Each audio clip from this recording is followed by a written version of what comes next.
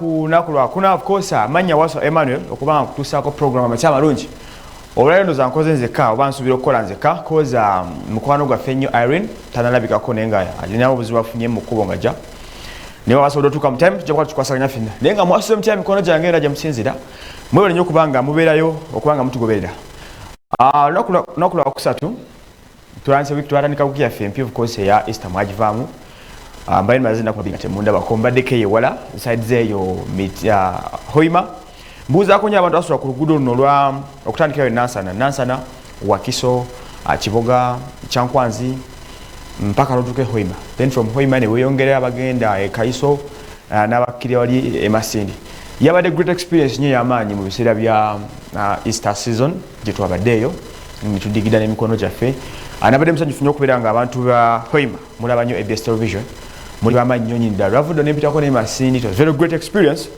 eranga cyabale cyunjara mikono jange mwena abasinzira ku mikutu ejenjawulo nga mutaba kanga bali ku Star Times muri mutya abali ku free to air muri mutya zoku muri mutya banafa bagotive mina mkobuzibu naye bujja kuteresa wayo natujja kwatu kutereza program amachama lunje no tuberewo Monday to Friday kubanga tujja kutusako mwe tukunyonyola ensonga ezikwatagana ku nzeno tena tulekera togera ku byobulamu netogera ku byenfuna netogera ku byofuzi netogera ku entertainment tubiramu n'ebyemizanyo kyonde kyo tusansiza mu lunaku atugeza ko kikona ko ntwanga tukikwasaganya week eno tuli basanyufu nnyo mu ggwanga muno okubanga tusobola okweddaabula evanyo nga 18 nga enyonyi teola neole tugenda mba neighbor ebikwega bitu ebisinga obungi nga tubina basically bikodagana ku mu bbanga awo naye kitegeddwa okubanga ekikwa kituvuddeko abamba kibagwisa omulembe Museveni abala bajereza enjerege ne banayogana temutudde omwana ageze nakuba ekifaananyi ku Facebook okwo nakisaako ekiwatiro ky'ennyonyi eggwanga nenge kimwashitemyeko mulu yatuse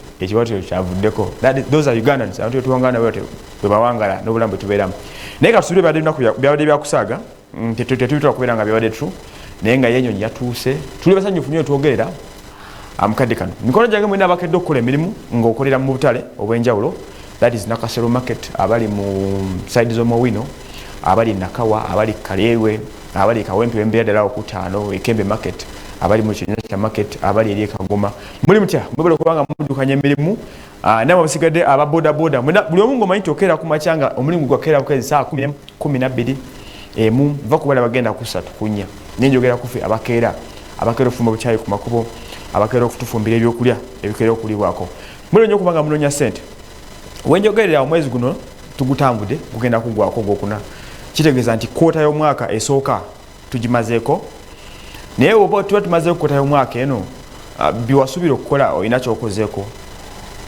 kibuzo kikulu gye tuli kiba kitegeza nti omwaka gusigaza emyezi ndowooza gibanga 9 ku 8 in fact gibanga 8 naye kiba kiri nti biwasetinga okukola olinako wootuusiza waakiri kwota olinako wogitambuza nti wena wowesodo kwako ojituusa then good for you bweba tena wetuusenge ekyabulamuko yongero sabe Katonda n'okubanga werungamya ebitu bisoko nga bitambula leero lwakusatu wane waffe ku church tubeerawo n'omusumba Andrew Jengo oyo ajja nabanga asobola okukansolinga okutuusako obulamu bulungi wona wosinzira jangu nakulwalira ofune kansolinga y'omwami Andrew Jengo pastor osobola okubanga otebenkera mu mutima ebikotagana ebyenfuna akulungamye ebyomwoyo ebyobulamu buli kiba kikusumbwa kyonna kyajangu okimunyonyole ajja kubanga akutuusako ensonga ezo n'okubanga kusabira omwoyo gwe nga gukuteerera ebintu nga bitambula nabagamba nti nga tonabakubako kyokola mulamu bwo n'okusooka n'obeera mu bwongo obwo n'omutima gwo oteredde bulobera nga omutima teguteredde n'obwongo nga tebuteredde nothing can go on so jangu wane wa Andrew Jengo alabike nti akusabira ennaku olwaliro ebintu binga bikutambulira bulungi nnyo nenda kugendera counseling ebeerawo ng'enkya ejja kuba ono olunaku luddako program eno amakyama lungi Monday to Friday atongera okutuusaako nti Monday tubaamu n'omugenyi nga wabya bulamu ebiseera ebisinga olwokubiri tulefuna ba business olwokusatu bale bafuzi bwe tuba tumusevinze ku lwokuna abeera musajja wa mirimu yakutuusaako emirimu egyo tukuta nabeera celebrity wo tutera okubeera Gene Jones nga naye atuwa dimension y'abayimbi kyeki bakitambula mu music industry eyo basically straight away nga si kulwisiza yadde n'akatono natugenda kuba tutunulira eggulu lyaffe ligenda okusooka olwaliro nga liri kutte Bannayuganda ku mutwe buli omu kyalowoozaako era buli omu kyayogerera essaawa zino kyekyokubanga ennyonyi zaffe ebbiri ku nnyonyi zetusuubira okufuna zonna zatuuse dda zalandize mu ggwanga wano ennyonyi zino ez'ekika kya CRJ 900 ezakoleddwa bannaffe ba Bombardier okuva wali Canada nyonyi zaatuse ziri mu ggwanga wano zaaniziddwa omukulembeze w'eggwanga olunaku lw'eggulo wali ku kisaawe Entebbe eri abadde essanyu ly'amaanyi akalombolombo k'ennyonyi bazifukirira amazzi buli zibazigenze kasaba nga muno kinga ennyonyi empya bazikuba amazzi ate bagenze kola nga bazikuba eriyodi ogenda okakana nga tuzaaniza nga weziri flight the crane ya Ugandan Airlines ekigambibwa nti obuwumbi bwa ssente obusukka mu 7.6 bwesasanyiziddwako okusobola okuba nga zituuka batusuubiza ennyonyi ddala 2 zigenda kujja myezi nga 3 kwena okuva olwaleero naye nga basobola okuleetako eze 2 zisooke zituuke mbadde nsaba nnyo Uncle Regan osooka ondage ku byabadde ku kisaawe Entebbe nga twaniriza ennyonyi yaffe ennungi ennyonyi 2 ezatuuse siyinza kulinda ziri nnyamu.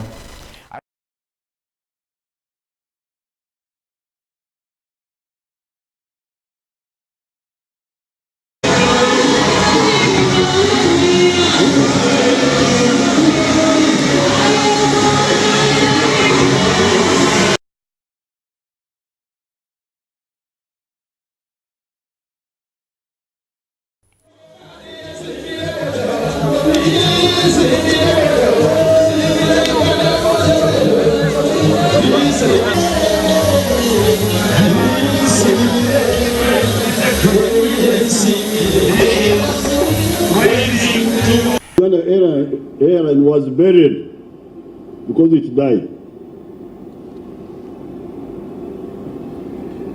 But when old people die, new ones are born. So, this is the new baby. I am still dreaming of the East African Airways.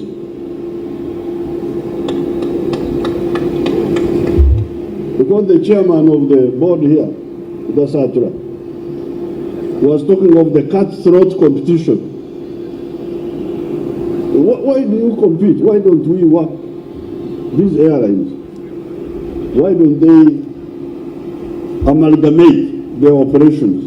Ugandans were spending $400 million a year in travel. That's what I was told. Now, by starting an airline, we are going to reduce on the foreign exchange expenditure. Ugandans will be spending money, but spending it in our airline. Previously, before this, fenna tubadde bweru nga tetulina mirimu wano. Nga bwolaba nze ndi Qatar. I'm the only Ugandan. Qatar has almost 3,800 pilots, but I'm the only Ugandan. So definitely, you can see it's not easy. It's not easy, especially for us to have nothing back home. Wow. Wow. Exactly, kyemulabyeko zenyonyi zaffe ennungi ennungi za Bombardier CRJ 900 ezolabika nti zatuweerezeddwa President Museveni. Mpaati omukolo ogwo yagwembracinze n'abaako byatubuulira yatugambye nti ekibadde kyamugana okugula ennyonyi yali alowooza nti ennyonyi soze yazika nga bwe nava yazika kasaati ko naye President Museveni oba twagaza ki yatugamba nti ye ennyonyi yali amanyi nti osobola okujja yazika osogano byazika ku baneighbor n'osobola kubanga nabo baneyo. I remember nina we nawulirako story emu nti ennyonyi yagana nefuna obuzibu ye gyatambuliramu n'akubira Abannakenya n'agamba mpe ku nnyonyi zammwe yakuba ku makya essimu ng'ajagala kawungeezi ne bamugamba ennyonyi zaffe zirina program zine gye ziraga n'anyiga okola n'agamba we need to buy our own planes. Eyo omukulembeze gwanga yali nnyonyi n'atugamba still titwerabire ebya airlines. Museveni omulungi omwagala, we can't forget our airlines. Ennyonyi ezo jjukira record ya ggwanga lino President Idi Amin Dada mu myaka gye 7 ng'akyatukulembera yasooka okutugulira ennyonyi. Kigambibwa nti batukoze ennyonyi ezisukka mu 10 era abantu bamugambye abantu ntukubanya ennyonyi zaffe ddala 10 watubaddeko 2 zokka. Museveni atugambye titwerabira ebya airlines. Tetusobola beerabira muzeeyi tetusobola. Ekyo kiseekawo kakali kakulumyeko toyinza kukerabira by the way. Tetusobola kwerabira ennyonyi ezo kubanga zaaliwo twagaloddemu ozimba ekintu kino nga bw'okitandise kituuke ku mutendera guli gwe kyaliko. Ebbi tuziyazza mukama waffe tuzaagadde nnyo zijja kutukola kye twagala but we still owe you some more planes. Tuzeetagira ddala okubanga tutuuka ku mutindo. Bwetulya neighbours baffe abatwetolodde nga Rwanda erina ennyonyi 12 balina Airbus 4 naffe omukulu atugagala tuleetera zi Airbus. Bwetunira Kenyan Airlines yamaanyi nnyo, Air Tanzania kale si ya nnyo naye weeri okitegeera. Abo ogenda ku Ethiopia balina ennyonyi 10 simala 10 11 bakafiirwako just 2 ndowooza ku 10 11. ffe tulina ennyonyi zaffe bbiri but ofunda n'ombi omweru nti tubeere tulina naye kati ku globe naffe twegasse ku balina airline era tuba mu bbanga route zaffe kati zigenda teekebwawo nti Uganda erina ennyonyi era ng'ova onoga nti ngendako Kenya oba ngendako Tanzania oba wona ogenda ng'ogendera mu nnyonyi zaffe eza Ugandan Airlines. Mpozi ekikulu kyabeera kijja okusaba kungu abakulembera eggwanga lino bannaye mugeza okuteekamu omwoyo gw'Abasseruganda, omwoyo gw'okwagala eggwanga lino, mwagale nnyo ensi yaffe kubanga bwe tuba n'ebitundu ebyo naffe tubeera proud. Naye muleme kudda mu kweyagaliza n'okulya ensente zaffe n'ebintu byaffe. Kampani eyo mugezaako gikwasaganya tulabe nti ebeerawo ereme ate kugwa, muleme kuswala. Though bino ebintu mbikoze late ng'obudde bugenze naye kale mukikoze. So tetujja nnyo okubawakanya kiwanvu. Namwe abata aba opposition abali eyo temukiwakanya nnyo as such. Tumanyi kale nalabe mukwano gwange utamaguzi ng'ovaayo oyogera kino oyogera kiri. Nawe Dr. Mao nawe novaako n'ebyo by'oyogera. In fact tumanyi muli okuwakanya naye musiimeeko ebikoze ki ekiba kirabiseeko. Wakanya nga bw'osiima akatono akakola ki akaliwo eze let's have that plane tujenjoyinge nga bannayuganda tulabike nti tusubsidizinga ku nsonga ezibaire zigenda kuba tugemeko nti sensitive nnyo ezibaire zigenda ku ntambula z'abantu because tetulina nnyonyi zaffe. Ekintu kyogenda okugula ennyonyi gy'obandibaire otambuliramu ku mitwalo 5 olwokuba tulina nnyonyi ya kampani yo ya ggwanga omugwira agenda kujja kugambe nti njagala kakadde okola kati kutambuza. So zigenda kutandika n'engendezo kumpimpi nga zigenda East Africa ne Africa round. Then from there bwe tufunye ziri Airbus zijja kwasobola okugenda e Dubai, ogenda e Saudi Arabia, ogenda e Bungereza ne mu America ndowooza. So that is for you ebyabadde ku kisaawe Entebbe nga tufuna ennyonyi zaffe ennonge ebbiri ezaleka nti zatutuuseeko nawe twogera mulekeraawo. Anyway eyo tumaze okuvaayo mikono gyange abawangalira ku ABS TV saa zino mbabuuzaako Mamelaija oli otya awo Kiteka Rashida webale nnyo kubanga wandyako istate wampita mukono wange Kisitu Jena Hardware oli otya ne Paul mbasuubira muli bulungi my friend Chiwo okuvayo ku Darenas Hotel Kawanda kansubira nawe oli bulungi n'emikono gyange gyonna abange saa zino muli mugobera program amakyama bulungi tukutuusizaako byewetaaga okubanga omanya straight away eno lwetongoza ennyonyi zaffe ng'eriyo ababonaabona that is mukwano gw'abangi MP Kyadondo East Robert Kyagulanyi abangi gomuyita Bobi Wine ffe tumanyi nga Kyagulanyi MP abamumanyi ng'omuyimbi. Kyagulanyi ono ali mu makage ali ku house arrest mu bufunze tugite house arrest nakulabidde battalion mwezi okugamba nti omanya kyatuka ku Westgate ey'e Kenya nga bakubye bbomu amagye agayiibwawo poliisi yayiibwawo SFC yateekebwawo okujja okupulanga ba protecting abantu okubanga balanyisa batujju kyenalabye emagere kufeera ddala ku mbuzi okutuuka emagere kyabadde kiri so solid nga amagye police babeekwenda byonna bambega bonna beetolodde ekitundu nga nno ki bali ku Bobi Wine nti bamblocking okubanga tava mu nju against house arrest. Ebintu ya house arrest bino tubeere kuba ku mulembe gwa Dr. Kiza Besigye paka oli mwamusangula ono avaawo nabanga takyali threat ndowooza eri mmwe otwogera kati saa zino the threat is Bobi Wine. Ebintu ne bibadde magere byatandika ku lunaku olwe Sunday ne Monday. In fact lwalina okubeera ne show ey'ekyalenga engule mu kyalenga ebusaabala.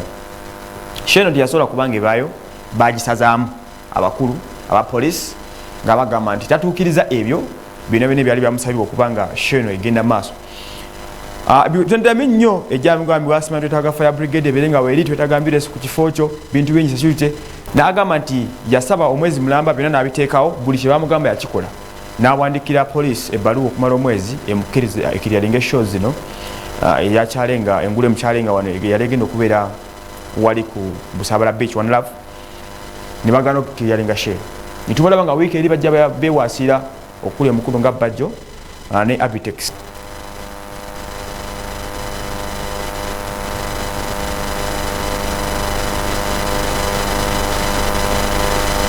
Police nebikwata ne babisa ku mazzi ebituuka bateeka ku mazzi ako bukwaba police nti akatukukime obukimi tulabike ntosobola koko kyokola. That is on Monday era ne bekalakasa nnyo gendo kananga tiyagasa nyose bwe yavaawo yalangirira n'agamba nti Tuesday that was yesterday ngenda kukwata ekiwandiiko nkitwale ku kooti nvuna ne police okubanga ennemesa okukola emirimu gyange ng'omunnayuganda n'eddembe lyange ndi muyimbi ndi artist. I have a right to do anything possible for my life.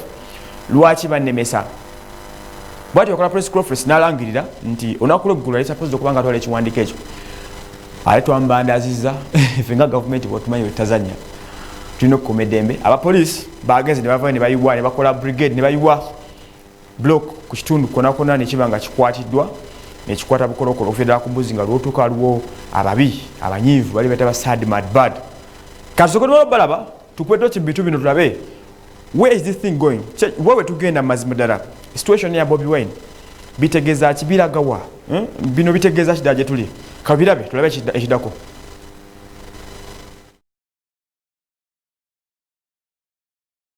Mbaku Bobi Wine oyo n'ensonga ezabadde. Okwekalakasa okwo okukkirizibwa mu mateeka agaffe. Twesigamye kawairo, twesigamye ku nnyingo eya29 ya constitution yaffe, naye era nga tumanyi nti n'etteeka lya Public Order Management Act litwetagisa okuwandikira poliisi ne tugitegeeza kye tuteekateeka okukola. Newankubadde mbategeezezza mwenna bannansi nti tuteekateeka okwekalakaasa okw'emirembe.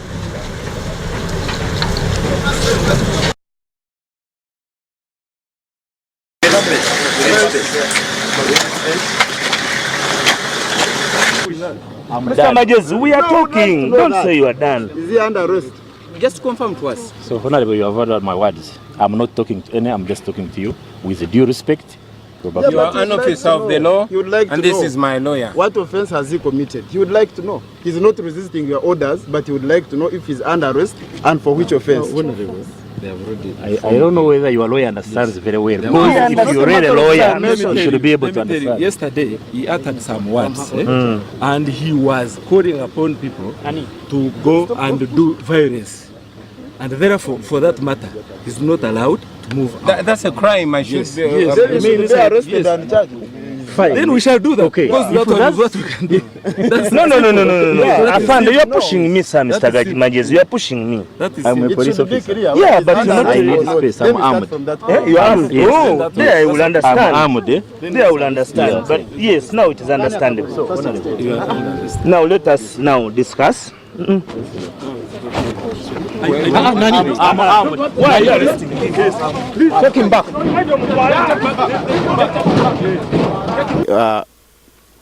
Obuvunaanyizibwa obukulaba nti ebbaluwa eyo gy'abadde atwala ku police headquarters tugitwale tugituuse wa IGP. Tetulina okukola.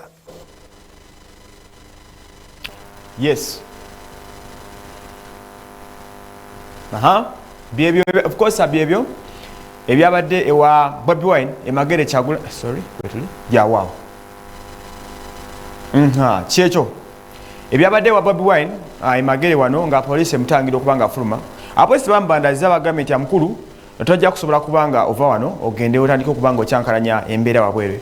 Abapolisi ono yagambye nti mukulu Bobi Wine yabadde alina ebigambo byayogedde ebikozinga violence mu area nga singa baba bamukkiriza okufuluma emagere awo najja asalinkirizako wano mu kibuga bintu byadde biyinza okuba nga bitabuka ate omanyi nti alina ejje erisinga okubeera eritabu be bantu of course abamwetoolodde abangi people power gyayogerako. So bwe batutaddeko force yonna ne enforcement yonna ne banga bamukwasaganya okubanga tebamuganya kuva waka tugenda okumaliza nga akutte ebipapula ebyo nga musinza amaanyi ne babiwa lawyer we Benjamin Katana okubanga abitwalayo. Now here is the point. Bobi Wine oba Honorable Kyagulanyi abangi nga muyita, you're facing a very big trouble right now and a very big challenge. Gano kino kirozo kyange kigenda government n'abavunaanyizibwa ku musajja oyo oba ne ku ggwanga lino gye mukoma okubanga mundu emisa gayo yokukola ebintu bye gye mukoma okumwongera fem n'okubanga mufuna obukyayi ekyo mbabuulira mazima. The fact is singa mwamuleka n'akola show ye Busabala ne muteeka ku press guidelines naga n'akola ne show za ine ezenjawulo eziri Arua simanya Gulu lira ne wa to my cause President Museveni abakuwabula bagenda kusuula bo bennyini oba gwe wabula wekyusize mu mpapula gye wabulamu because the guy mwali bade mumuleka the more muje mutulugunya ayongera okubanga afuna fame mu bantu ayongera okubanga afuna favor y'abantu kyongera okubanga kyayisa government okujiwa ekifaananyi ekibi si wano wokka wano omutulabira nga ffe wano abantu bamba babulijjo naye ku international scene ensi yafuuka global village nti buli omu waali alaba ekigenda mu maaso mu ggwanga abantu bangi kyemanya abali bulaya abalina interest mu Uganda ffe tulina amafuta gago akamala okufuluma tuyinza okufalinga into trouble because of this situation. Gwanga kasani ateekeddwa okubanga alina mikwano gye abalaba bigenda mu maaso wano ebintu bigenda mu maaso kubanga biblockinga Bobi Wine okubanga akola byakola tebiri covered by Ugandan media only, no, biri covered by a very international media. that is CNN, BBC n'endala zibikwata kwala yona muri abazungu. So baleba abazungu abefuula baloni dembe ly'abantu bajja kuvaayo, they will intervene in okulanga ba interrupting ensonga zaffe wano. Tuizo ku ending up nga tugudde mu kavuyo ng'eggwanga because of only one man, Bobi Wine, n'abagendako ngabo. So President Museveni ne government yo n'abapoliisi abakwetolodde mugeze kubanga gaba mumukkiriza akole byakola because nekirala lwe muganda okukola concert zino nga kivudde mu perspective n'ebyobufuzi mwekati omukirabira tukize mu layman's understanding that is feba wana inchi bajuwa kali gye tuwangalira eno. Bobi Wine is a brand and is a business to so many people direct and indirectly. Bogenda mu experience y'ebivulu Bobi Wine ng'omuntu kyeka afuna mu show eyabadde Busaabala ye ng'omuntu ayinza okuba afunamu nga alina percentage esinga okubeera ennene naye ba promoters abamutegese bagenda kufuna omukyala nga Juliza Wedde Western yataddemu ssente ze zireka zaafudde zaagenze kati abantu nga ba Bitex abantu nga ba Bajo Events buvaako awo n'ogenda kwa poliisi mwe wenyine ba poliisi singa show Bobi Wine ebeerayo e Busaabala nkakasa kiyitaagiwa obukadde nga 5 bw'oba ovudde abaana batunda ebyokulya mu mabaala mu kifo ekyo bafunira ddala community y'e Busaabala around abantu bava eno mu kibuga ogenda okudigida abantu ng'emitwalo 2 babeera nga bali mu ground yawo basooka nga balese obukadde bw'ensimbi nga 2 nga babuleseewo bulesa mu area eyo. Kitegeeza President Museveni kyogeza okukulaakulanya kyogamba nti okolera eggwanga lino libeeko erituuka mu nsonga z'ebyenfuna amidst all the challenges eggwanga mwe liri tewali mirimu businesses ziri down omuntu nga bakoze innovation ng'eyise mu talent ye nkakasa tuba tufunamu. So mwe mukitulanga byabufuzi okubanga mweyagalizanga mmwe nti ayina kyabalemesa ayina byanoonya enteekateeka zammwe ne visions emyezi 2040 but kufa omuntu wa wansi waliwo omuntu atafokasinga ku byabufuzi ng'alowooza ku mmere ya leero gy'agenda kulya okitegeera alowooza ku investment n'ebigenda mu maaso ajja kulonja okulowooza ku ntebe n'ebyabufuzi bye mulowoozaako mwenga government afokasinge ku kikyafiirwa okitegeera. So for my case and my own cause mugezeho kubanga temunaa kulowooza ku ntebe nga government gye mulowoozaako. Let's think about the people. Abantu abasukka mu mutwalo baba bafiiriddwa because bajonga omuntu alina family emwetoolodde okitegeera. Munamawulire nganze agenda okukavaringa story ya Bobi Wine munfiiriza because nandibadde wansa nfuna ne katipu okuva Bobi Wine gyali nga show ebaddeyo okitegeera nandibaddeyo story nyiteekawa ku channel netambula wano abantu baffe bagenda giraba omukulu yandibadde ngamba ogenda mufield kankuwe y'ebiri tajja kujimpa because mufield masikoze ki asigenze. So there are many people who are losing out because of Bobi Wine's case. So kazongereko mukumulako tulabe bwe tugenda okudda ne stories endala ez'abeesigye nga tugamba nti opposition tebalina kwemalirira n'okubaako bibagenda maaso. Amanya nkyali Waso Emmanuel kula team yonna etaliiwo nsuubira sports abanga atuuse agenda kuba atuyungako mu maaso awo katumulemu katono tulaba tebigenda maaso.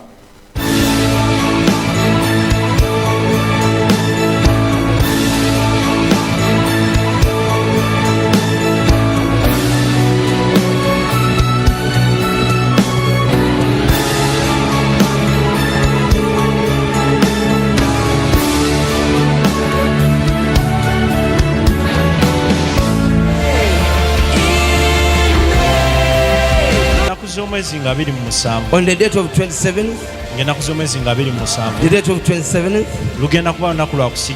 it will be the day of anointing. But this anointing gagenda kwawukana ku ga bulijjo jangu osazeemu endagaano enkadde ezimu ozimanyi ezimu gwe wazikola endala si gwe wazikola zakolebwa bajjajjaabo jangu okole endagaano ne Katonda jangu okole endagaano y'obugagga jangu okole endagaano y'obulamu jangu okole endagaano y'okuzaala.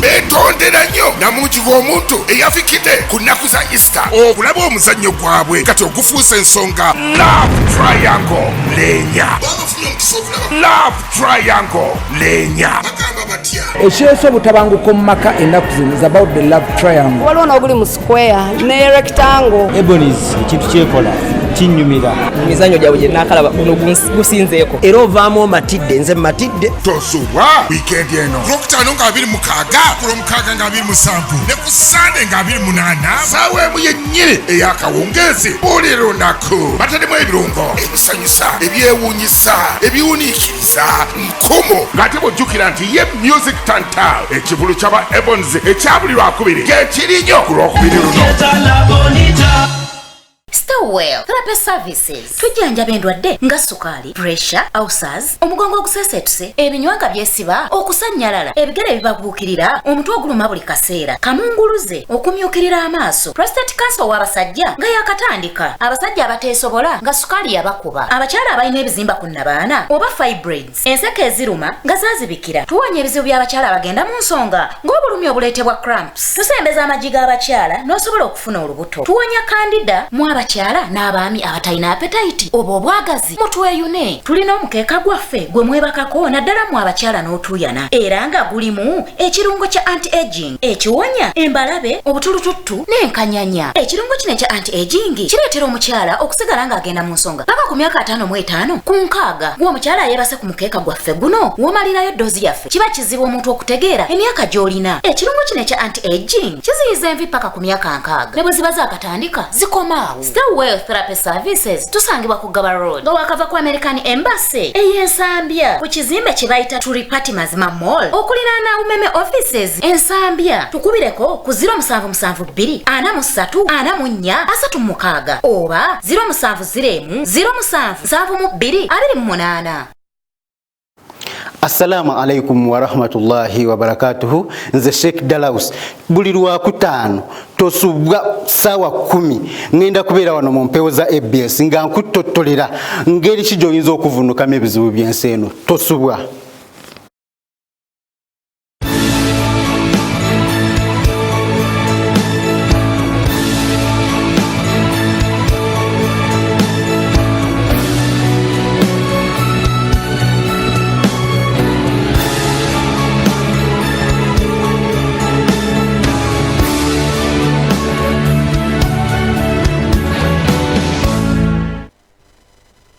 Kubanga mumuddeko nange okyali ku program Amakya Amalungi ABS TV waso yamala kubanga gikutuusaako Monday to Friday nawage mukwano gwammwe Irene Nakazibwe omukyalo oyo that beautiful brown ataliwo olunaku lwaleero okubanga yafunyemuko ebyamusumbuyemuko. Sister kankusabire one ate nkyobe nga osobola kubanga tujja tukikwasaganye tubeerewo olunaku olwaleero. Ntibajukiza nti we are having counseling down here. Omukulu Andrew Jengo jangu akusabire jangu akulungamya omwoyo jangu akutereza embeera z'obulamu bwo. No ekikulu ky'abantu nabagamba nti we need to have hope in our life. Ate bana basumba bemulaba be batulungamya emyoyo ne batuwa hope mu bulamu bwaffe. Nti oyinza okuba ng'olina ky'olemererwa nakadde kojja n'omwana oyogerako n'omukulu Andrew Jengo akubako kyakunyonyola ekyenjawulo ate n'ogenda ng'otebenkere n'ogenda ng'ogumye n'omenya nti mu nsi toyo wekka. Abantu balansedde okujja balwansi bali mu kwewandiisa jangu obeerewo Wednesday olunaku lwanobeera lulwe. Abategeera abali kunduza bali ku .com mumisinga okutegeera omukulu Andrew Ajengo. Program Amakya Amalungi kwendi wasemala kyaje kutuusaako mbadde ndese nkunyonjera ensonga za Bobi Wine nembaga nti bane government tuwetereze side zombi tubenga tutebenkera. The fact is government wetuuse erina akavuyo n'abantu mubira bibiri e Sudan. Omukulu Bashir nowhere to be seen after akaseera akawanvu ako eri Algeria Bouteflika talina walabiddwako. Naye yatwaliddwa encharge mubiraba mu ggwanga ag'enjawulo. So we don't expect that to happen here. Manyi government erina okwakanyizibwa kungi n'okusomezebwa kungi okuva mu bantu because of the situation around. Obwavu bungi na biki mwali focusinga kujjawo obwavu n'okutereeza obulamu abantu bewangaliramu ebintu biterere. Nve ku musajja Bobi Wine is nothing to the government. I think though he is a threat as of now naye musooka muteeka ebirozo okuffe oyina muleka akola ebyakola okitegeera. So that is the case. Alo tukyali awo munnange nga Bobi Wine omaze okubanga bamusindiikiriza okumuteeka eno neno neeri ate omukulu Kiza Besigye omu ku ba influencers okuva mu opposition akulembera ekintu kino naye n'avaayo n'abakubaka bwatubo natugamba nti bannaye muleke okwemalira nga bali mu opposition tukwataganyizamu emirimu tube nga tugiddukanya. Kanzoke mbawe mukulu ono Dr. Kiza Besigye anyole ensonga ze then tujja tuzitunulemu naffe akatini and we see byayogera birimu ensa. Uwali mkuyogeza bweyogeza. Anyway, katumulabi. Tulina okukola kwe kumanya nti kano ke kaseera ono ng'ali wansi tumutaayize ddala tukimale. Kye tulina okukola kwe kumanya nti kano ke kaseera ono ng'ali wansi tumutaayize ddala tukimale. Si ate kubanga tuli awo twekubakuba twerumaluma, ekyo kyekimalamu n'abantu baffe amaanyi. Ne bw'obanga abali ku ludda gwe lw'otoliiko bakukubye bakuvumye boogedde ebikambwe gy'oli, tozzaayo muliro. Gwe nyonnyola nti bano kye boogera si kituufu oba kye bakola si kituufu, kubanga ekituufu kye kino, lekeraawo.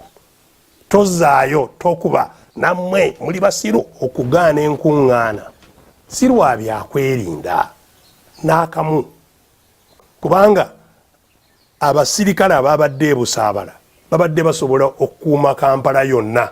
Oda yakugaana ebigambo okufuluma, oba obifulumiza mu miziki, oba obifulumiza mu bigambo okwogera n'abantu, oba obifulumiza wa, tebaagala ebigambo bituuke eri abantu. Dde yekka mu kasenge public ebeerawa, public ng'eri mu mayumba gaabwe, ekyo kigaana ki? Banaffe abalala abo oba oli awo atalabitegeera. Mu Uganda yalondebwa Mwami Museveni butereevu ne siginica ye nga yamuta, era abalamuzi bano amannya gaabwe galina okuwangaalira mu kisenge omuteekebwa abazira b'eggwanga lyaffe emirembe gyonna.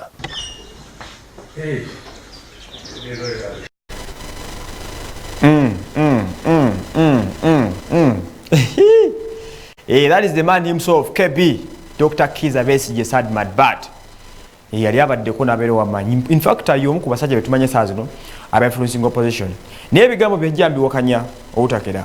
Why? Opposition eno weetuuse essaawa zino, they have the capacity okuwangula n'okufuna entebe. Naye nga tebanaba kwetereza ebino nebyogerabogera bya bwereere. Oyo yennyini yayogera essaawa zino aganya okukita. That is one. Amanyiga tana kukwiza nti amanyiga gaweddeko. Yandibadde asiima emabega w'omuntu aliko. Naye naye akulaga nti he wants to be on top. Bazi bamuganda ogenda ng'akuba enkuŋŋaana ez'enjawulo naddala ku radios gy'abadde nga gy'agenda. Weebuze lwaki akikola? Lwaki?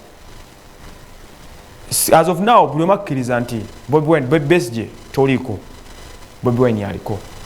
Bw'oba gamba nti temulina kwemalirira, mulina okukwataganyiza awamu obulamu musobole okuba nga muwangula entebe eno. Then you come and ally with Bobi Wine. N'abasigadde ba DP block na biki mukikwasaganyiza mukuba oli w'amaanyi and you can influence the community. N'abantu okubako kye bakola nkakasi ekigambo kyo kisobola okuba nga kiwulirwa because you have the experience, you have everything with you. Naye naawe olaga nti okyetaaga entebe eyo, era I'm very sure Besigye ogenda kuddamu ovuganya 221 ekyo nkakasa bino n'onegera byabwerere. So mu mbeera nagye mwogereramu nti temulina kwemalirira ate nga mwe mukulembedde okwemalira, mwe muli mu kweryamu enkwe. Opposition mwe muli kumalamu abantu amaanyi. Bwe kibange bali bukuba Bobi Wine, abasigadde mwandibadde muva ne mu supporting. I think that would be the best idea. Naye naawe olaga nti oyagala ogenda erukungiri okubeera olukuŋŋaano nga bali e Kampala. Okitegeera, which is wrong. Ekitajja kusoboka. Genda olukube n'egyokuba you're draining out by supporters bo. Okitegeera. Gwe tandika comparing rallies zozogendako emabegana kati. Zikyali zezimu luli wabeeranga nasisi w'omuntu. Okitegeera. Naye kati obeera nasisi waaki wa butebe, you know. So president w'abantu eyeeronda ku luli noga nti guli president w'abantu n'olagenda government eyo juzi nawulira. Muli ku wrong channel gye muli as of now. Mwandibadde mwetereza nemusobola mukwasaganya ebyo bigenda mu maaso. Anyway, that's been for you. Kubikwatagana n'amawulire agabaddewo naku lweggulo naye ffe nga ffe bannayuganda tusiga tugenda maaso. Bagaki kimu nti ebyobufuzi tebitujja ku mulamwa tubiyogereko nga bitunyumya ku bitukwatako.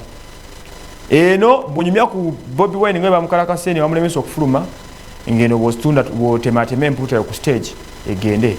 Eno bunyumya ku Dr. Kizza Besigye ebiboozi bye eno nga bavuga bodayo nga bafuna akasenteko because at the end of the day these guys they are politicians be bafunamu ffe tetufunamu. Okitegeera bo nga bo baga mulemesa bano funds nga bazifuna okuva e Bulaaya. funds nga zifuna mu mikono gyabwe ekitegeera at the end of the day ogenda okuva ku street kutofunye sente when they have earned ekitegeera so abatayagala government mugume paka empyalo erijja namwe abajagala mugisupporting nga mujogera kwati n'abantu babiti bibiri mu ggwanga muno eri abajagala ebyaddala tuza nkakasa nti bala mutayagala government tekisoboka bala mwajagala bebe kula jagala ekitegeera abantu nga bakazi bwe bajja bazagala then ebona batakola ki abatakiziganya n'abantu nga Bobi Wine babajjo mayite mukanya nayo at the end of the day eggwanga lisigala lyaffe lisigala tugenda maaso nga tuvuddekaawo nja kutula ku side entertainment katono ensonga za gravity ono yakubye omugundi ebikonde omuwagizi yamukubye ekikonde ng'amusikako chain bino byaddali ku Freedom City kakati gravity omutujjo luli wagenda kuba DJ leero okubye muwagizi tetumanyi lwaki opanchinga abawagizi bootyo I think wadosa okukola ekisingakaawo obutakuba muwagizi kikonde oba ekyo chain zino lwaki muzitwala mu bantu wali wansi kafani kiba kifaananyi kibi nnyo okubanga omuyimbi oli mukuba omuwagizi eŋŋumye tekikola makulu wandibadde okwata chain yo gyaganya tumanyi ya bay n'ogireka wali ku stage waggulu n'okukamba abawagizi n'oyimba ekitegeera than punching omuwagizi mu bantu ayinamu abawagizi lwaki okukwata chain y'omusajja wadde oli faani wenyo n'otandika ogisikambula bwotyo mu bulago I think tulina okwekumako because this is entertainment at the same time mwabavudde mu Easter mukyagenda amaaso n'okwogera kugambo ku Rema ne Kenzo baleka bazuukiddwa mu reuniting kasubire sikatemba bano bo I'm very sure omukwano gwabwe ekisooka ekikucyankalanyiza respect lack of respect tebewa kitiibwa kyekisooka bwe bayiza okwewa ekitiibwa omukwano oguliddawo ne gutambula nga bwe guli naye bati bali mu kukola business na mawulire let's hope reuniting eyo olukuŋŋaana lwe bazzeemu lunaasobola okuba nga lugenda maaso of course ngwenjogera ziri 45 ezakayita ku 2 kankwasaganya ne Fortnite yonna Jatwe Sports mulaba ali wano atudde anyway wasemana mbadde okunakulo okuba nkutusako kino kyonna tunakukwatagana olungi Jatwe Sports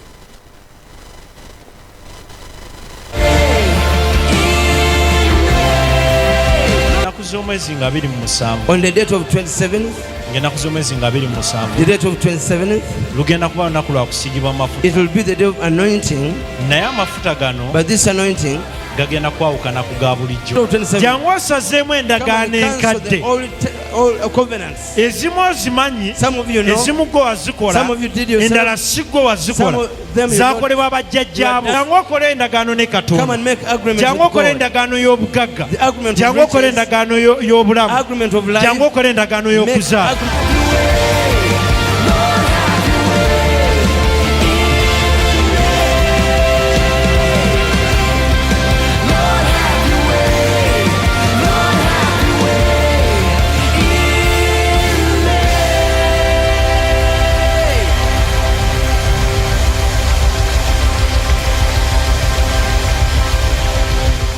nsooka okwebaza abantu I am grateful to those people abalabi ba ABS TV those that watch ABS TV abantu bafuddeyo nnyo they have really nsaba mukama bawo omukisa minded much I pray God blesses them mufuddeyo nnyo they have minded a lot bambi okuweereza obuyambi sending support obusobola otusobozesa okugenda maaso that can enable us to move forward ne TV yamu okugenda maaso to keep the TV going nsaba buli akikola yenna I ask that whoever does it njagala mukama akyuse obulamu bwo I want God to transform their njagala lives katonda kuwa omukono I want gw'obugagga God to give you a rich hand buli akikola yenna whoever does it n'osindika ku ssimu ezo you send money on kyonna ky'olina ku ssimu yo wherever you have on your phone okusinziira okukkiriza ku nga bwe kuli according to your faith era n'ogamba nti kansindike then you say let me send nsupportinge so I support ABS TV oba obuweereza bw'omusajja ono or the ministry of buli akikola yenna whoever has done that njagala mukama akyuse I want God to change obulamu bwo your life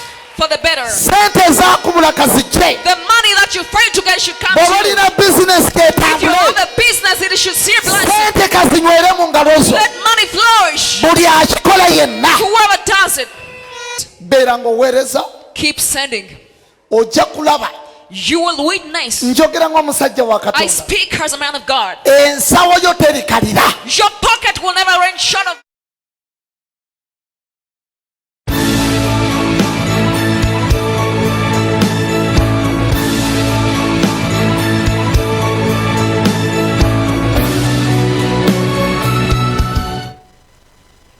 ABS television koli program okyali mu makya amalungi nze Fortunate zizene sports mu makya amalungi olunaku nate olwaleero era nga nkubuuzaako nti wasuza otya era ne nkukulisaayo mu nnaku ez'eggandaalo eza Easter naye ng'okusooka njagala okutegeeza gwe ali eyo ng'olina obuzibu obw'enjawulo famire yo tetambula bulungi wandyetaaza omuntu ajje ayogereko nammwe mubeereyo nga family zeeyawuddemu ng'abaana tebakwatagana na bazadde abazadde tebakwatagana na baana nkuzigira bannaffe aba Trust Psycho Social Support Center basangibwa wali ekyamula Salama Road ng'ogenda e Munyonyo bano bakuyambako basobola okubuulirira mu mbeera yonna n'otalwala ndwadde za depression nowona stress bakuwa financial advice bw'oba oyagala okubuulirwako mu byenfuna bakuyambako mu nsonga eyo ate nga bawa n'omwana omuto career guidance kati gwali eyo watudde senior 6 ogenda ku campus watudde senior 4 tonneeyongerayo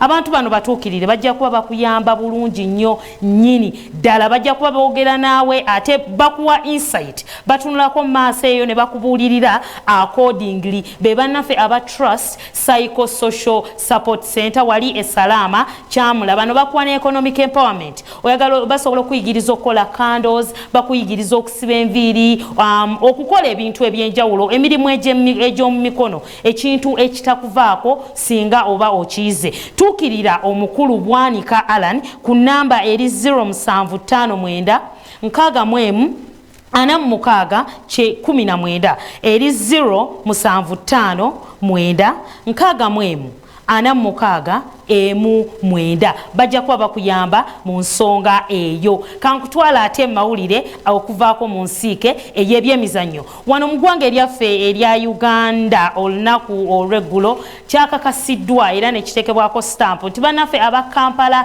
Capital City Authority be bannantameggwa ba Star Times Uganda Premier League kino kyekikopo kyabwe eky'omulundi ogw'13 nga bakiwangula okuva Uganda Premier League yatandikibwawo kati bawezezza ekikopo kya 13 bakijje ku bannaffe aba Vipers be baali bannantameggwa b'ekikopo kino omwaka ogwedde kitegeeza nti KCCA egenda okutukiikirira mu mpaka za CAF Champions League ezibeera ku lukalu olwa Africa zino zeetabwamu ttiimu empanguzi okuva mu bibinja mu nsi ez'enjawulo kati bannaffe aba KCCA bakakasiddwa nti be bawangudde ekikopo kino kyaddiridde okuba nti olunaku lw'eggulo bakoze amaliri wali Nendejje University eruweero era amaliri gano gabayambye okulinnya ne baweza points ate ne babanga balangiriddwa kino tekitegeeza nti Star Times Uganda Premier League ekomekerezeddwa nedda kitegeeza nti tulinga bwolaba ekyali mu Italian Serie A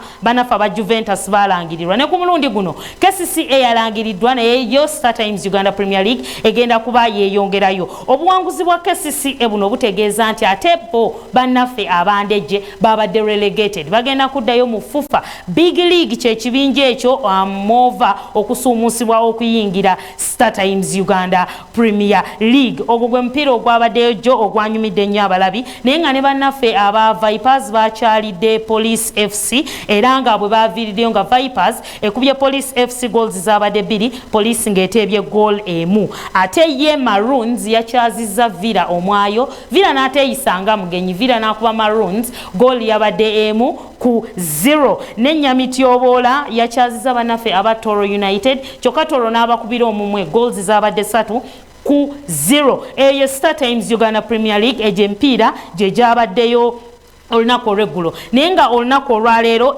Star Times Uganda Premier League egenda kuddamu okutojera bannaffe aba URA wali enamboole bagenda kukyaza Mbarara City Bull FC egenda kuba ekyaza bannaffe aba Bright Stars ate ng'ewankulukuku Express egenda kuba ekyaza Kirinnya Jinja SS naye ng'olwaleero tulinayo West Nile Derby bannaffe aba Paida Black Angels bagenda kuba bakyaza bannaffe aba Ondumparaka Paida Black Angels naye eyolekedde kusalibwako kale n'olwekyo yeetaaga okuwangula omupiira guno naye nga tuyozayoza bannaffe aba KCCA olw'okutuuka ku buwanguzi obwo byonna ebinaba bivudde mu mipiira egya leero twesige nti ffe tuwagenda kuba tubikutuusaako butereevu nnyo nnyini ddala wano ku ABS television ebyo bye bitonotono okuvaako mu ggwanga erya Uganda naye nga bwe tufulumako eggwanga lya Uganda leero yo English Premier League nayo ekyatojjera emipiira gikyagenda mu maaso ku lunaku lwa Monday we naviira wano nga Chelsea egenda kwambalagana ne bannaffe aba Burnley era omupiira ogwo gwagwa goals 2-2 gaali maliri naye nga kino kyategeeza nti Chelsea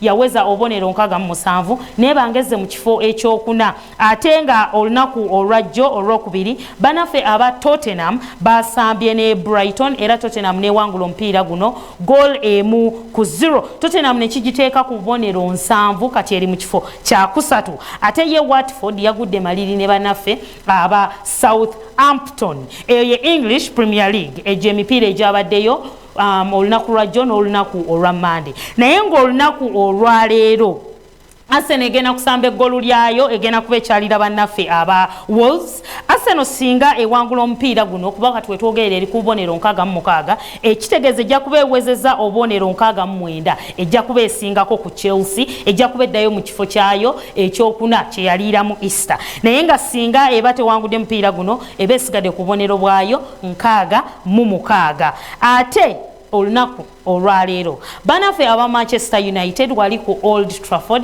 bagenda kukyaza Manchester City bano bakasinkanye mu mipiira 43 nga ku mipiira 43 gye basinkanye Man U einako obuwanguzi bwa mipiira 21 nga yegiwangula Manchester City einako emipiira 14 nga gyewangula naye ng'okusisinkana ku Old Trafford emipiira gye basinkanyeko Man U yawangulako emipiira 6 ate nga ne Man City yakawangulako emipiira 6 Man City yeddirira Chelsea mu teams ezikubidde nnyo Man U mu maka gaabwe ku Old Trafford kati no olunaku olwaleero tuli mu Manchester Derby era nga tugenda kulaba ekibanyi nga kigwa n'amenvu bannaffe aba Manchester City tebalina omuvubuka De Bruyne naye singa Manchester City ewangula omupiira gwa leero wetwogerera ali ku bubonero 86 singa awangula omupiira gwa leero agenda kugenda alinnye waggulu ku ntikko ya tebo jjukira ye abanjayo omupiira ate singa Man U yawangula omupiira guno ku bubonero bw'64 bw'ayina n'agattako obubonero 3 agenda kuba awezezza obubonero 67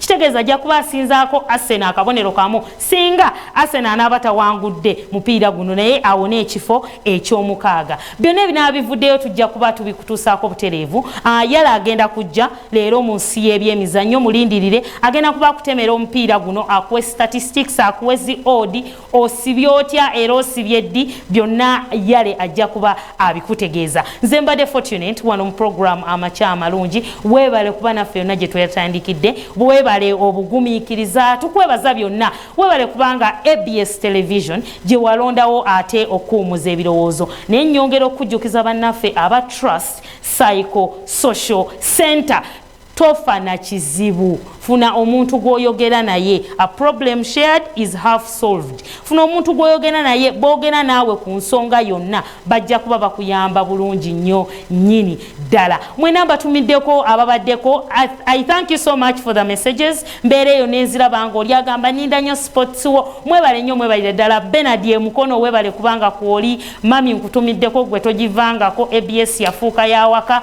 Faye nkutumiddeko Patience JR Kalibatanyo oli wakabi nnyo Priscilla nkutumiddeko na buli agiriko mubeere bulungi mweraba